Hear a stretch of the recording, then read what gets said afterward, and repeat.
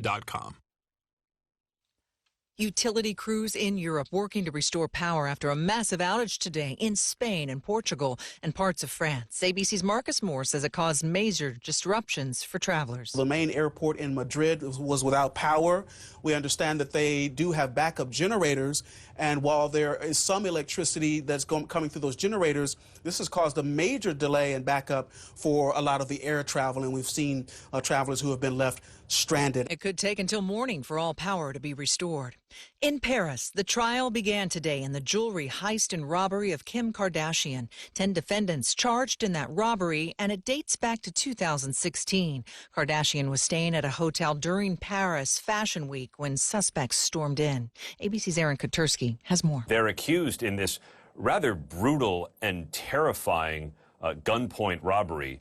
They forced the concierge of the suite where she was staying to lead them to her room, according to the Paris police. They flashed a gun at Kim Kardashian. She was in the room all alone, wearing nothing but a bathrobe. She said she felt like she could be raped or killed. She was tied up with zip ties, stuffed in a bathroom while they got away with millions of dollars worth of jewelry. Lawyers say Kardashian is expected to testify. Volatile storms targeting the upper Midwest today, packed with rain, possible hail, and a tornado watch that includes parts of Minnesota. Michelle Franzen, ABC News. Progressive presents Employee of the Month. Small Business Edition. Today's recipient from Lucky Larry's Landscaping, Larry! Larry saved his business money with a quick commercial auto quote from Progressive. Does it help he's his own marketing manager, accountant, executive assistant, and never been late? Technically, yes, but saving really put him over the edge. So, Larry, give Larry a round of applause. Be your own Larry. See if you could save in as little as 7 minutes at ProgressiveCommercial.com. Progressive Casualty Insurance Company and Affiliates. News Talk 610 AM and 102.1 FM. KBNU. 4:05 now on this Monday afternoon. I'm Will Feelway with your KBNU News headlines. A 24-year-old Hiram man has been arrested for allegedly sharing child sexual abuse material over a social media app, according to law enforcement. Logan Dixon Durham was booked Friday into the Cache County Jail. Now, according to an arrest affidavit, Logan City police officers received a cyber tip claiming that a resident in Cache Valley was uploading child pornography to a Snapchat account. Now, the 23 files contained minors engaged in sexually explicit conduct. Police obtained a username and IP address to track the account to Durham's residence. Now, last Friday, officers obtained a warrant and took Durham into custody during a traffic stop.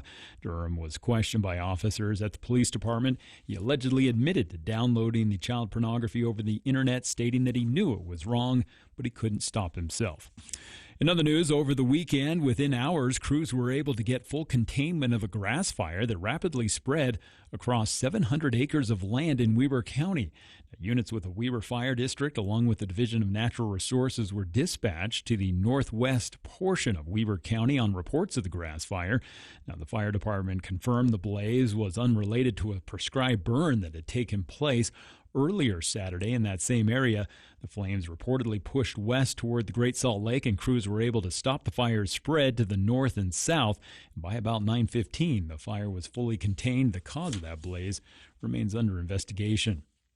And a man was arrested after he allegedly tried to hire a hitman to kill his ex-wife and her mother, possibly in front of their children. Now, an affidavit states that Orrin James Spence, a 33-year-old, had made arrangements for his ex-wife to drop off their kids at his house, which is where the crime was going to take place. Now, Spence was arrested on suspicion of criminal solicitation, adult murder, child kidnapping, and all first-degree felonies. It was over the weekend on Saturday that detectives with the Unified Police Department were notified by FBI agents about a murder-for-hire scheme. Now, according to the arrest affidavit, Spence initially had contacted a confidential source last Tuesday by the WhatsApp. Now, the two had spoken about the informant killing his wife and mother-in-law. Spence reportedly agreed to pay $6,000 up front and an additional $4,000 once the crime was committed. And an 11-year-old boy who was hit while riding his scooter in a Roy crosswalk has been moved out of ICU a week after He was hospitalized and put in a medically induced coma. Now, Jason Strong underwent surgery to reduce swelling on his brain. His mother, Jody Johnson, said over the weekend that the boy is now in a neurology department and is beginning to make some improvements. Now, he had suffered severe brain damage, and just a few days ago, doctors were not sure if he would wake up or be able to leave the hospital. Well, we've had clouds this afternoon, a beautiful morning with sunny skies, and it doesn't look like these clouds are going to bring much as far as shower activity, but we will see the clouds continuing overnight tonight as temperatures will drop to around 38 for our low. Then sunny skies tomorrow, temperatures in the mid-60s, and a chance of some showers, though, coming Tuesday night into Wednesday. News and weather this hour brought to you by Quality First Insurance. When it comes to insuring your home, your business, you want options. You want Matt Robbins with Quality First Insurance. Give him a call at 752-0101. And I'm Will Feelwright with your KVNU News Headlines. The bugs love the good weather. I'm guessing you have a bunch of those creepy crawlers waiting patiently to come into your cozy home. Let Logan Extermination take care of those unwanted pests with a monthly exterior spray. Now, for a limited time, they'll spray your home's exterior monthly from April to October for only $65 per month for a 2,000 square foot or less home. Call Logan Extermination before your home becomes enemy territory. Logan Extermination, 752-8450. Keeping you informed 24/7. News Talk KVNU 610 AM and 102.1 FM.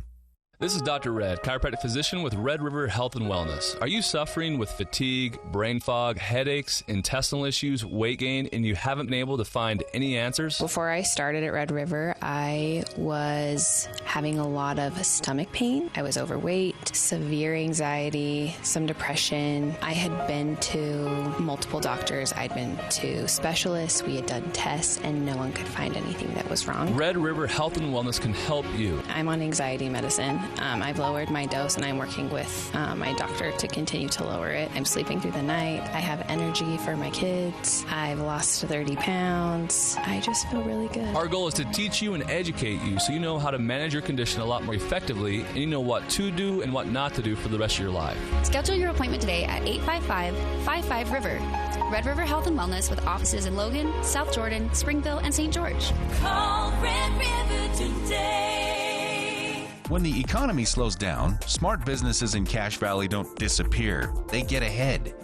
History shows companies that keep advertising during downturns grow faster when things turn around. And when others go quiet, your message stands out. Cache Valley Media Group gives you the tools, from radio to digital, to stay visible, stay relevant, and drive results. Don't pause your brand. Power it forward with Cache Valley Media Group.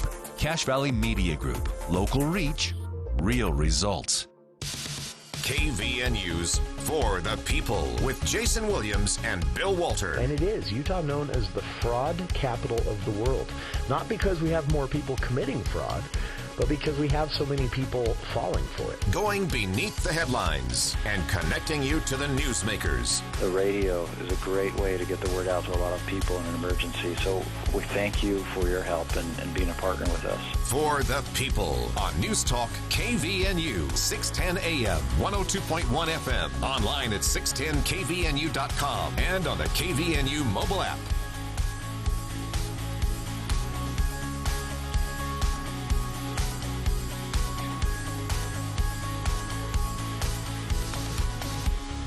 Welcome to KVNU's For the People. I'm Jason Williams. It is Monday, April 28th. A little cooler today, 53 degrees, 4:12 in the afternoon. Thank you for joining us. We've got a lot to get to on the show today, including some changes that might be coming in a special session to recently passed legislation. Lawmakers and Salt Lake media debating then versus now, the Utah Compact. This was an immigration policy compromise from many, many years ago that, some of the rhetoric today and things happening on the national front fly in the face of. So is the Utah Compact, something that lawmakers patted themselves on the back for passing many years ago, still relevant? We'll talk about this later on in the show. Kicking things off here today, though, with a very special guest. I'm excited about this, and thanks to our friend, KVNU's own man on the street, Craig Hislop, for arranging this interview today, getting us a chance to talk with a USU student named Valedictorian. And we have with us by phone now Kyla Dahle. And Kyla, appreciate taking some time for KVNU today. This is a pretty big deal. Not only are you graduating after a few years at Utah State University, but graduating as valedictorian. No easy feat, right? Yeah, it was definitely a lot of studying, a lot of hours, but I'm kind of a weirdo, and I just love school, so I had a really fun time. It's a good way to be, and honestly, what an honor to graduate as valedictorian. And Kyla, if you can, for listeners, explain a little bit about how one becomes valedictorian, because this requires a lot of people weighing in, right? Yeah, for sure. There was a lot of different opinions about, obviously, who should be named valedictorian, and it's up to the college. So basically you have to have a 4.0 in order to even be considered. And then after you have a 4.0, they take into account all the extracurricular activities that you've done, maybe service, volunteer hours, stuff like that. And they just accumulate it. And then of all those people, they pick somebody. So they chose me for the college. And then between the colleges, there's 8 valedictorians. All of you have to write a speech, and they all review those and kind of rate them, and then they choose the USU valedictorian, and that's what happened. So it's kind of crazy. That is very cool.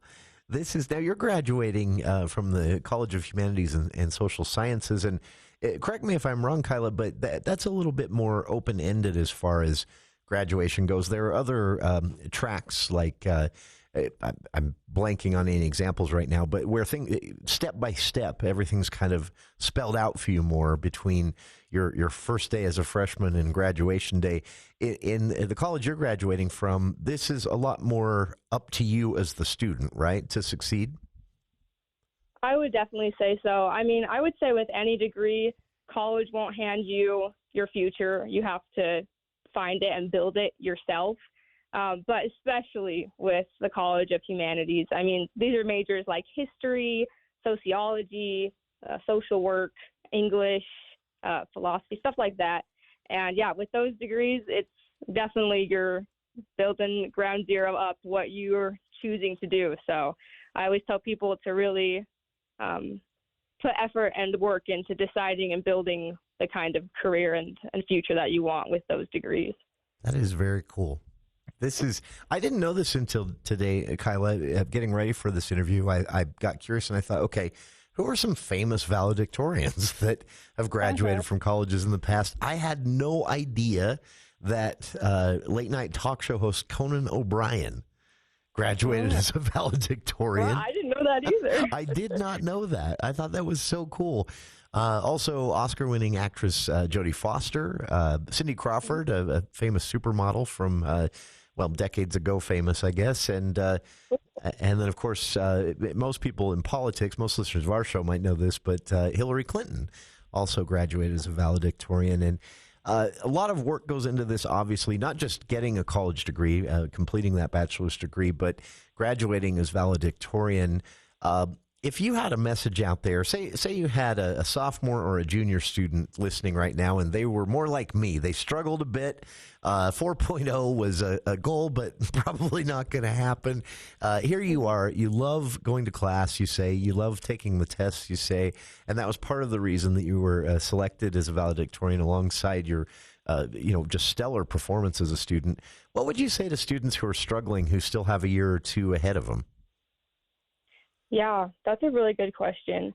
And, I actually was talking a little bit about this with a friend, Sydney, who did a story on me in the news. If you Google my name, you'll probably find it. But she asked me a similar type of question. And I was talking to her about how I have to write a speech, right? I'm actually giving it on Wednesday. And in preparation, I decided to read a whole bunch of speeches that were given at colleges. And I read Steve Jobs' speech. I didn't end up using anything from his, but I thought it was pretty interesting. And he talked about how, just to make a long story short, he said, work takes up a huge portion of your life. And the only way to be satisfied truly is to do great work. And the only way to do great work is to do what you love. And he told the story about how he got fired from his own company, but he was still in love with what he did. Yeah, right? Like, that's pretty brutal to be in that low spot, right? He's a public shame, fired from his own company, but he still loved what he did. And that's when he went on to make Pixar and ended up getting rehired at Apple. Long story short, I think his really main message there that kind of impacted me was, like, don't settle for what you think you're supposed to do. And I think all of us in our lives have a path that we think we're supposed to take. And it gets so convoluted with what we truly want to do that sometimes what we truly want to do is mixed up with what we're supposed to do. And I think it takes a lot of work and maybe self-reflection to really try to separate those or figure out what it is that you truly want. But of anything that we're willing to spend time doing in our life, scrolling on social media or, like, watching TV, like, it's definitely worth it to take that same amount of time to truly think about your future and what you'd like to do without people telling you. So for any juniors or, sophomores that are really thinking about, what they're trying to do with their lives, I would really say that it's so worth it to go out of your way. Like, you can do anything you want. Like, go to the hospital, ask if you can volunteer there. You can go do whatever and try to shadow as many fields as you can. Like, there's literally no limit. Like, I did that, just knocking on businesses' doors, asking if I could work here or shadow there, and you literally can do anything, and people won't stop you. So I would say it's worth the time it takes to find something you truly love instead of just doing what everyone expects you to do. Sure. And as a college student, that can include, changing majors as a junior. It happens, right? Yeah, absolutely. Did you know as you started school, did you have an idea of what exactly you wanted to do with the undergraduate program experience and where you'd like to head after graduation, or did it change for you as well? Yeah, it's a good question. I did have an idea. So I double majored in psychology and English with an emphasis in writing. Wow. And I did not know at the very beginning I would do that. I liked both degrees. And then one day I was like, oh, well, I guess I'll just do both of them. So I just did both of them. But yeah, I actually studied for statistics for a while. And then I changed my major from that. And I changed it a few times. I think people just have a negative connotation around changing your mind, and they're like, oh, you're changing your major, like, you don't have your life figured out. And I think that's so sad. That keeps some people from changing. They might be, I've already done too much school to change my mind now, or I've already put too much effort into change. But isn't that the whole point of life, is that you go forward and move forward not knowing what you're going to do? And then when you get more information, you change your mind. Like, I'd way rather have leaders and, I'd way rather have people in positions that are humble enough and willing enough to say, you know what, I was wrong about what I wanted. Sure. And this is what I want now. And it might change again. And that's a great thing. I think it's sad when people have to choose one thing and then the only reason they stay is because what everyone will think if they change their minds. It doesn't matter. Sure. Just do it. Just change your mind. Just change your path. And that's the kind of life I want to live, Even if that happens at 45, right? It's exactly. Great. This is great advice, and it definitely speaks to you, walking away from college with a lot of experience under your belt, even at a young age, and ready to head out into the world. And I have to ask, Kyla, as valedictorian, one of the requirements of being, honored with the designation of valedictorian, not only for your school, but also for the university, that means in a couple of days, you've got to stand up in front of everyone and give a speech, right? You have to say something uplifting. What's that like, trying to write that, trying to write that commencement speech? Yeah, it was so funny. I was actually going through it today as like a walkthrough pre-session where we tested the mics and everything. And I kept making jokes. I should have gotten A- somewhere, so I didn't have to. I love that. But no, actually, the thing about me is I really love writing. And so, and I feel like I was kind of unfair. I've had the best professors, the best experiences with learning how to write. And so writing a speech was like, that's my favorite thing to do. So I think for me, the most thing that I struggle with is just the pressure of caring so much about what I say and how to wrestle with that. Because it's a lot easier to just be like, to just throw the pressure aside and things that are super uncomfortable, things that make you really nervous. And it's easy to just like, shove that aside because those things are uncomfortable. But I think one of the best things that school has taught me, because I like it, for other people who hate it, probably something else in their life will teach them this and not school, but is that you just like face all of the uncomfortableness and you just wrestle with it. And so that's what I've had to do with this speech. I could have written like one copy and then just kind of gone with it, but I've really wrestled with it and thought about it and spent a ton of time like writing it. And I don't know if it's perfect. It might be imperfect and broken and like incomplete, but it's mine. And I'm really excited actually to give it to everybody. So I think writing is a wrestle, but so is everything that we love in life, I think. That is exciting. And again, the pressure of standing up in front of, every student, every member of the faculty that will be there on Wednesday. Making me more nervous, man. Making me more disputing. But at the same time, what a great opportunity to be, especially as someone who is interested in writing, to be able to put that to use so early in your college career, right on graduation day. You're just kind of launching out there. And hey, those commencement speeches have made careers before, right? Yeah, there's definitely been some, famous speeches that have, definitely impacted people's lives, not only the person who gave them, but other people too. I don't know if that'll happen with mine, but I can tell you that I wrote something truly that I believe and I'm excited to share. I can tell you that for sure. That is very cool. I'm excited to hear what you have to say at commencement on Wednesday. And for our listeners, again, our guest is Kyla Dahle. She has been named valedictorian of both her specific college at Utah State University, but also for the university itself. She'll be giving a valedictorian speech as part of the commencement ceremonies this week at Utah State University. And Kyla, last question for you here, but what's next for you? I know that's a lot of pressure too, because that's a hard question to answer, but you're graduating, you didn't take some time off, or you just headed straight into the next thing? Yeah, it's a great question. I actually had applied to some programs, and what I wanted to do, I was looking into being a social worker, and I think I would love that. The problem with me is I just love life. I love everything. I wish I could have like 10,000 lifetimes to have every profession. I can understand that. I recognize we only have one, though. And it's kind of funny because I actually found out, I think I found out I was valedictorian, and then I think a week later I found out I did not get into the program I applied to, which is super funny. And, maybe you're like, oh, wow, some valedictorian, but I feel like I've kind of decided I'd rather be real than be admired in my life. And so I think it just goes to show that, it doesn't matter, even in my as a valedictorian within my major, there were tests that I almost failed. There's grades that I didn't get that were good. In the end, obviously, I got it back up to an A. But I think it just goes to show that, in this instance, right here, I think that this is one of those moments where oh, wow, I didn't get into what I thought I could. But I'm actually so excited about it and so excited about my future. So right now I'm just going to work for a year and then, try that again or try something else. But I think the main thing is that it's kind of funny. I said this in my article that I did on me, but it's interesting because I don't think that I was valedictorian because I was the smartest person. There are people who are way smarter than me.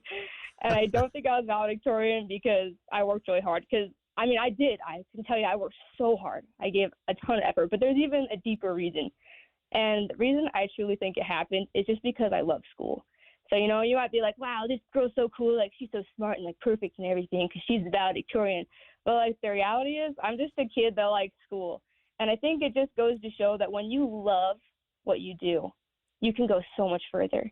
And there's actually been studies on that happiness within careers is actually one of the major indicators of success in that career. And so I'm not afraid to say, right now, I feel still in some ways I'm just a kid and I'm working my way through it.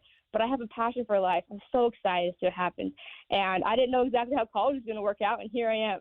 And I'm so excited that I have this opportunity. And I would just say my plan next is to find something else that I just love so much that I can just put as much passion and happiness and effort into it as I have school. And if I do, and if everyone does who's listening, no matter how old or young that you are, if you still think it's worth it, to find something to do that you really love, that I'm not worried about it. We're all going to end up somewhere way better than we ever thought we could. That's great advice. And Kyla, I have to say, I admire your energy and enthusiasm for not just education and the process or the experience, if you will, of getting an education, but also life in general. And I can't wait to see what happens next. Rest assured that all of us here at KVNU are going to be searching your name over the next few years to see where you end up. And perfect. And we look forward to one day, years and years down the road, they'll invite you back to a commencement ceremony for another commencement speech of some kind, and you can tell us how things have gone. Honestly, it's a pleasure to get to speak to you. This is a huge achievement, and I hope you're giving yourself as much credit as you can for that. But also, again, your humility and your enthusiasm for all of this, just infectious. So it's a pleasure to have you join us here on the show, and we'll let you get back to reviewing that commencement speech now. Thank you. I'm going to do some little edits here. It's going to be great. I'm excited. Best of luck to you, and can't wait to hear from you on Wednesday. And again, thank you for taking some time for KVNU and our listeners today. Oh, absolutely. Thank you so much for talking to me. You guys are awesome. Our pleasure, and best of luck to you. To our listeners, again, our guest, Kyla Dahle. She has been named valedictorian both in the College of Humanities and Social Sciences, but also for Utah State University at large. And she will be giving a commencement speech on Wednesday as part of the overall commencement graduation ceremonies. A huge achievement to be named valedictorian, but also a lot of pressure and some great advice there as well. Just find something that you love to do and then go do it. Kyla Dahle, again, our guest. Kyla, thank you to you for your time, and to our listeners, thank you for your time. Hope you'll stick around. More of KVNU's For the People coming up after this look at the news with KVNU's Will Feel Right.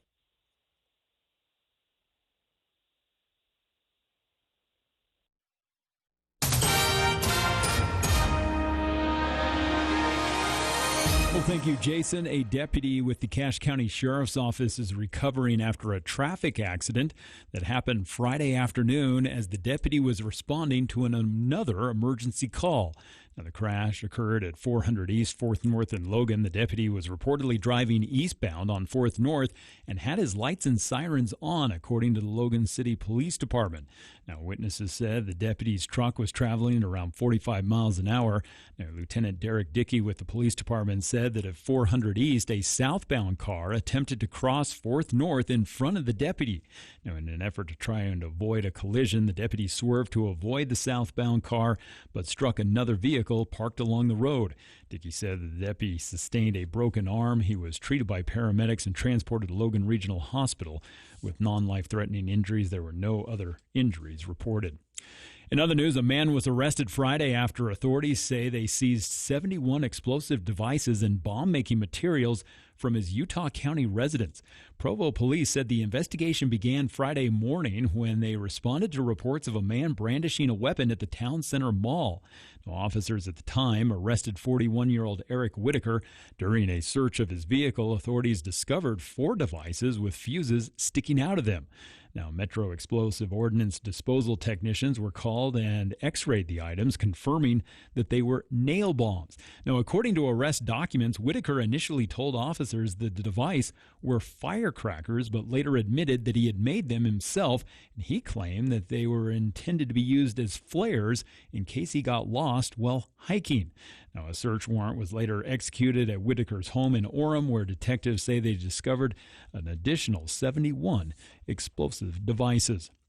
Well, a neighbor who lives several doors from the Saratoga Springs home where Jessica Lyman and her son Eli Painter were shot said his family's security camera Video showed more than one person outside the house in the morning darkness of March 28th, just hours before the two were found shot. Now, Jaden Bradley said that he viewed the images and gave them to police. He explained that there were 4 shadow figures walking up the driveway and up to a car, and that 3 of them went around the front of the car while one opened the driver's side door, causing the car to light up. Now then, the other 3 went around the front of the house and the camera stopped rolling. Now, Bradley said that because it was so dark, the first video was really hard to make out who or how tall they were, adding his family had their windows open that night, but never heard anything unusual. And a woman is accused of throwing a skateboard at a man before stabbing him several times. This happened over the weekend. Sophia Jane Hebden, a 22-year-old, was arrested on multiple offenses.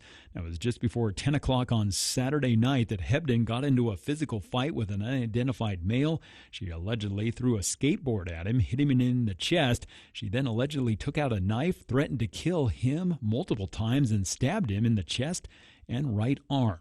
She's been taken into custody while the victim was taken to the hospital. Well, some clouds through the rest of the evening tonight as temperatures are going to drop into the high 30s. We'll see sunny skies tomorrow, a nice day with temperatures in the mid-60s before a chance of showers returns tomorrow night and into Wednesday. News and weather this hour brought to you by Logan Extermination. If you're noticing the weeds are already taking over your yard, especially dandelions this time of year, call the Logan Extermination professionals. They'll take care of the weeds in your yard. They can also take care of any last-minute tree pruning as well. It's Logan Extermination. And I'm Will Feelright with your KVNU News Update. ABC News, I'm Michelle Franzen. In Canada, investigators in Vancouver have ruled out terrorism as a motive for this weekend's car ramming incident that killed 11 people and injured dozens of others during a Filipino heritage festival. One man is in custody. ABC's Alex Stone has more on the victims. A teacher who was also a school counselor has now been identified as one of the 11 killed. Kira Salim worked at 2 schools southeast of Vancouver. The school district saying in a statement that Salim had a powerful impact on children. 32 people were hurt when the car plowed into the crowd. Kai G. Adam Lowe, the alleged driver, has a history of mental health issues and run-ins with police. Canadians are voting today, choosing whether Mark Carney, who replaced Justin Trudeau, should remain Prime Minister or a Conservative should take his place. The Navy has launched an investigation into how an FA-18 fighter jet rolled off the side of an aircraft carrier and sunk to the bottom of the Red Sea today. This is ABC News. Hi, I'm Wendy, co-founder of Bell Sculpt. I know what it's like to feel uncomfortable in your own skin, worrying about how you look, feeling drained, and just not like yourself. Hormone changes, pregnancy, or aging can lead to weight gain and challenges that aren't your fault. That's why I believe so strongly in what we do at Bell Sculpt. I've had a procedure myself, and it transformed more than just my shape. It boosted my energy, metabolism, and confidence. If you're ready to feel like yourself again, Bell Sculpt is here to help. Book your free consultation at bellsculpt.fm. From ABC News, Wall Street now. Markets closed uneven Monday. The Dow was up 114 points. The S&P gained just 4, and the Nasdaq was 17 points lower.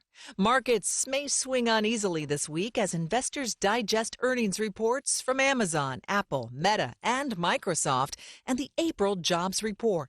China is implementing policies to counter the impact of combined tariffs of up to 145% on U.S. imports from China. Senior officials have promised support for companies and potential jobless workers and also eased lending conditions. The moves help counter slowing exports to the U.S. market. The Environmental Protection Agency has issued an emergency waiver that allows consumers to buy cheaper E15 gasoline this summer. E15 gasoline with 15% ethanol is cheaper than E10 gasoline with a 10% blend. Environmentalist claims E15 is more damaging to the environment. Michelle Franzen, ABC News.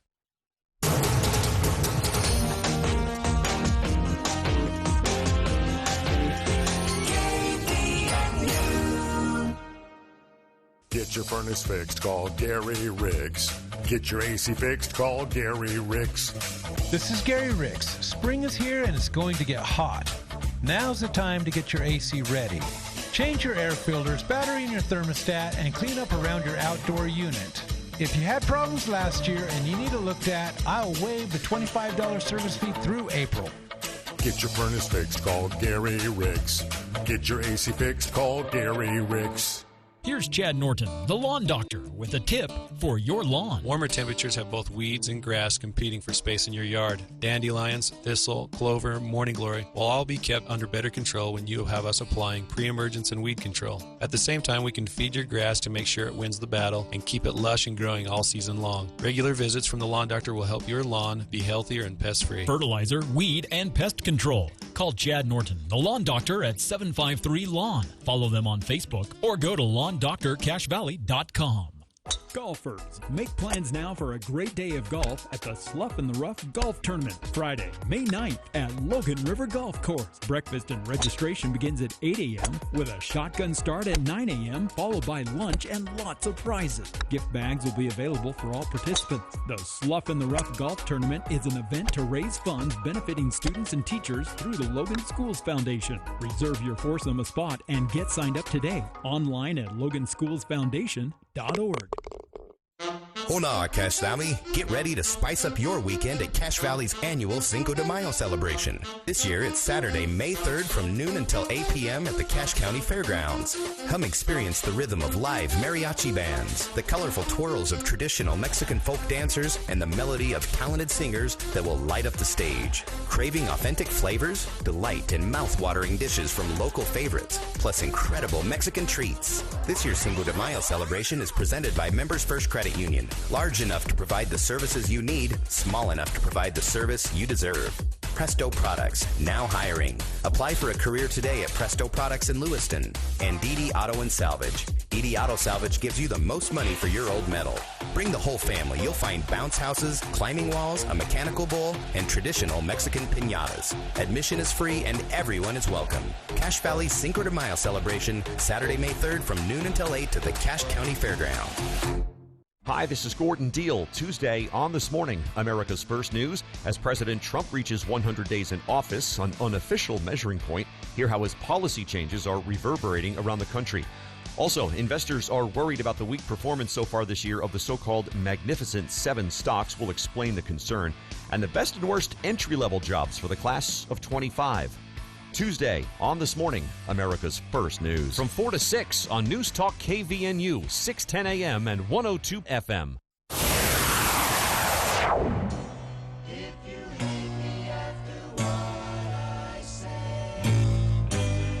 Can't put it off any longer. Welcome back to KVNU's For the People. Thanks again to Kyla Dahle for joining us. She is a USU College of Humanities and Social Sciences and USU at large valedictorian. She'll be speaking Wednesday at the commencement ceremony, and she was nice enough to take some time off from writing that speech to talk to us and our listeners today. So it really some great advice there from a young person that has some unique perspective. And as she said, she doesn't feel she's been named valedictorian because she's the smartest student, but because she just really enjoyed being a student. And she feels correctly, I believe, that that's a good way to approach life in general. If you make sure that you are doing what you enjoy, you're probably going to be more successful in general with whatever it is what you've undertaken. So if you'd like to read more about what she has to say about the experience and the honor of being named valedictorian, there is a story up now at CashValleyDaily.com by Craig Hislop, who helped arrange that interview. Thank you, Craig, if you're out there listening. And yeah, an honor to get to talk to her. Very cool stuff. And I was not that student. I love learning. I love the classroom environment, all of that stuff. I struggle with the discipline and the deadlines and things like that. But it really is nice to see someone just that excited to be going through the process of getting a bachelor's degree and now graduating, heading on to whatever comes next in her life. So more about Kyla Dahle, valedictorian at Utah State University for 2025's graduation at CashValleyDaily.com. And thanks to Kyla again for joining us today. All right, big news for teachers, police, and firefighters today. The referendum effort to gather signatures to overturn a recently passed ban on collective bargaining here in the state for public employee unions, which again would include all those involved in the signature gathering, police officers, firefighters, and teachers. They've been successful. At this point, though, it's not been officially certified by the lieutenant governor's office. The county clerk reports are in, and they're updated daily, and they've processed enough signatures in enough Senate districts at this point to meet the state threshold, the law, for a citizen referendum. So this will be an effort on the ballot in 2026 is when this will pop up. So you're going to see a campaign, basically, both for and against the referendum to repeal. And who will be on the for side? Well, of course, the teachers, the firefighters, and the police officers who gathered the signatures from Utah voters to meet this threshold announced today that they had done so. Who will be on the against side? Well, lawmakers who passed the original bill, House Bill 267, banning collective bargaining for public employee unions. And, of course, you're going to see some other players. I've already seen some online activity from a group called Utah or Americans for Prosperity Utah. This is a Utah subchapter of the Koch brothers Nationwide Americans for Prosperity lobbying group. They do have a couple of people that run an office here in Utah, and they will probably be getting some money from out of state to campaign against this repeal effort. So when will that start? Probably in the next couple of weeks. You might see it ramp up, of course, next year because this won't be on the ballot until 2026.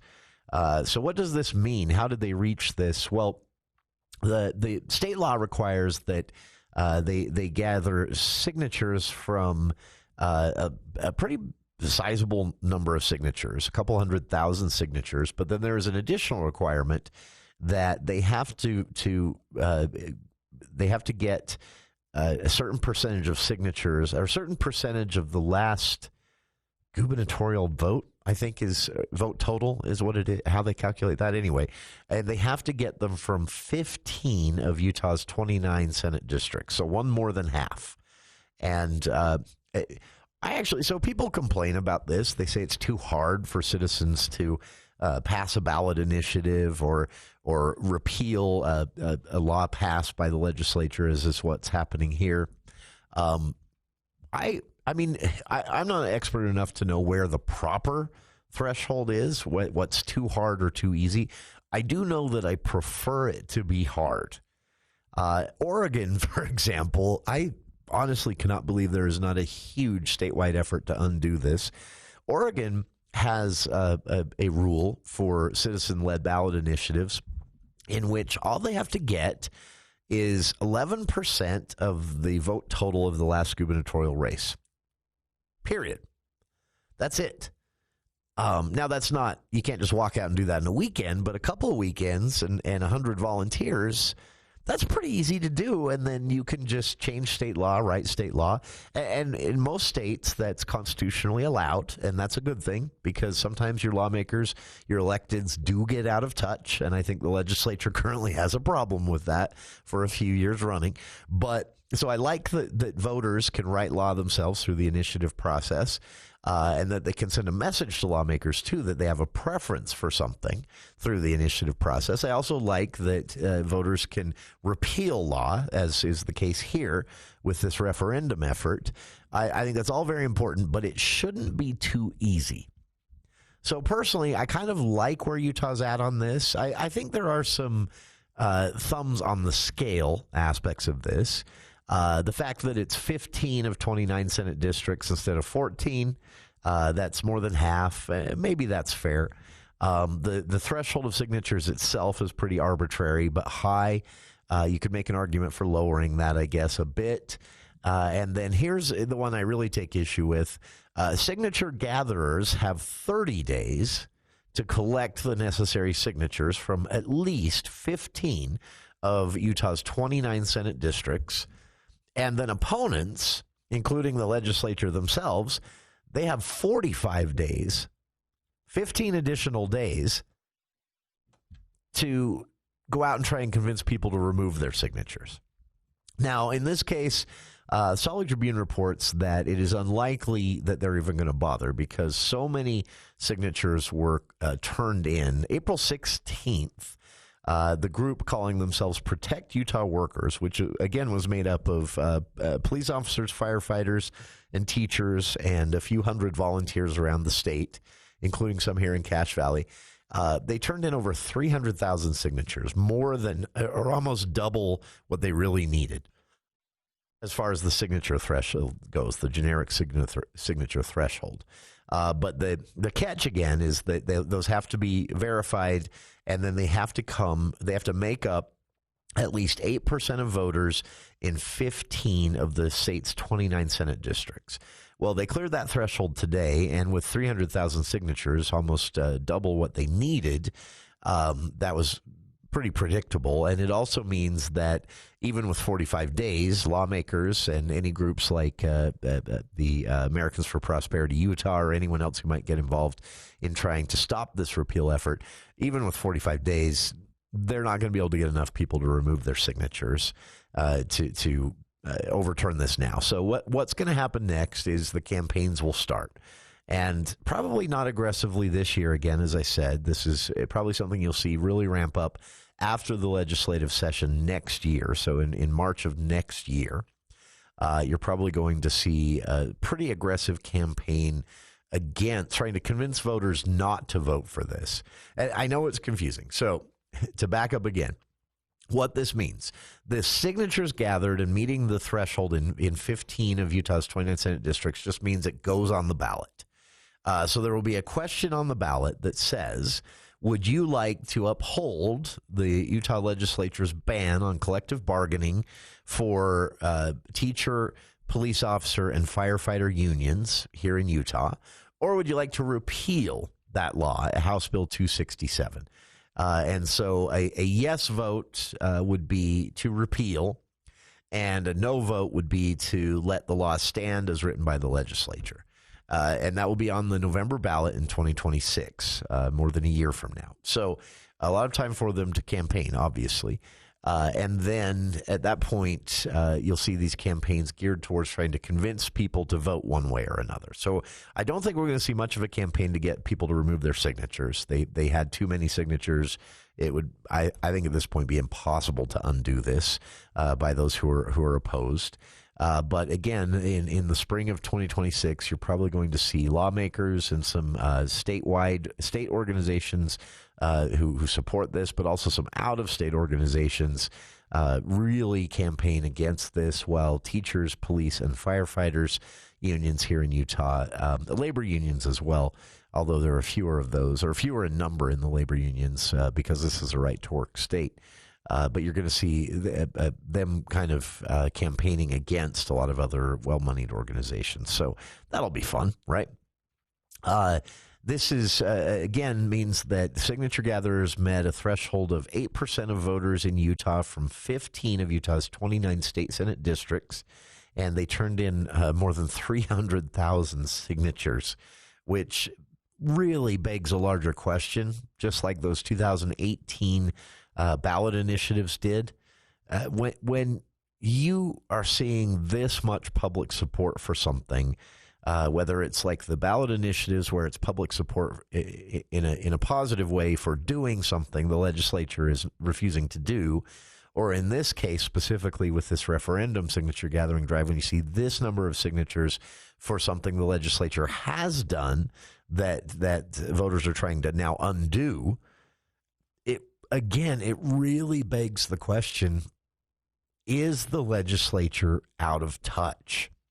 Did they learn any lessons from the Medicaid expansion ballot initiative, the medical marijuana ballot initiative, the independent redistricting ballot initiative that they then ignored? All of these were hugely successful, meaning voters liked the ideas. But these were also, in 2018, they became ballot initiatives because the legislature refused to move on them. So a yeoman's effort was launched to collect hundreds of thousands of signatures from voters to say to the legislature, we want these things to happen. And voters approved them, both by signing for the petitions to get them on the ballot and then by approving them on the ballot. I don't know how much longer the legislature can ignore this type of thing. They are still ignoring it, but I don't know how much longer they can credibly ignore it. Because like 2022 or 2018, this referendum effort, the numbers alone prove that what the legislature did is not publicly popular. We'll see, of course, on the ballot in 2026.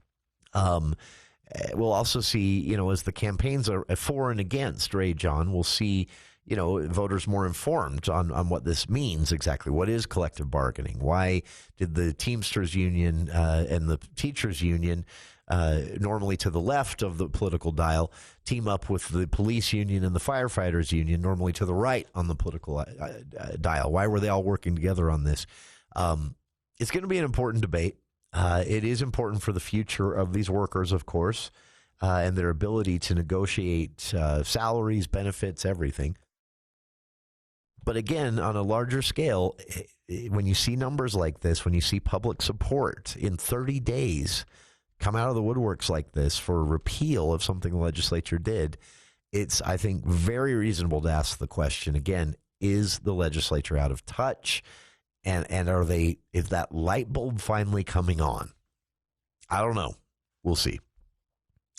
If you'd like to see the breakdown from county clerks, I've linked to it on our Facebook page, and we'll let you know when this is official certified results. But county clerks have said, yeah, they did it. They met the threshold. This will be on the ballot in 2026. And we'll be back with more of KVNU's For the People right after this.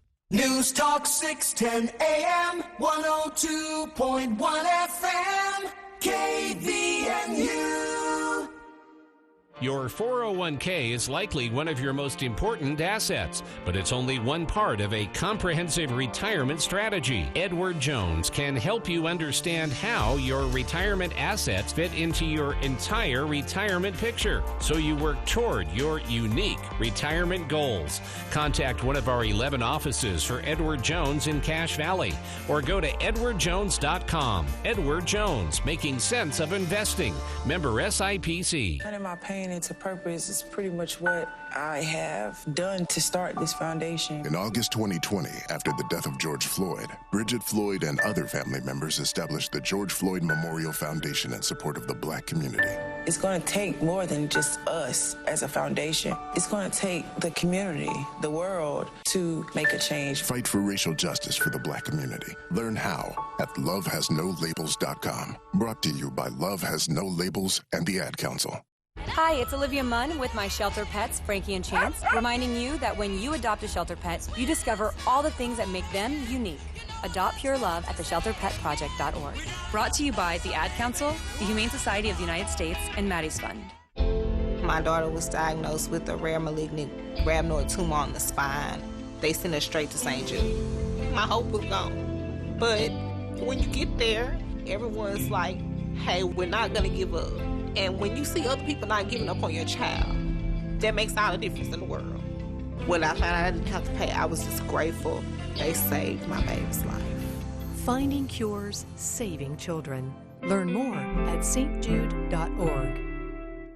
CashValleyDaily.com, your go-to source for all things local. Catch the adrenaline of live local sports and the latest news involving the Utah State Aggies. But that's not all. Get plugged into the pulse of your community with our comprehensive local news coverage. From city council decisions to feature stories highlighting people in your own neighborhood, we've got you covered. Don't miss out on crucial information that affects you and your loved ones on CashValleyDaily.com. Stay informed, engaged, and empowered, because staying local means staying connected.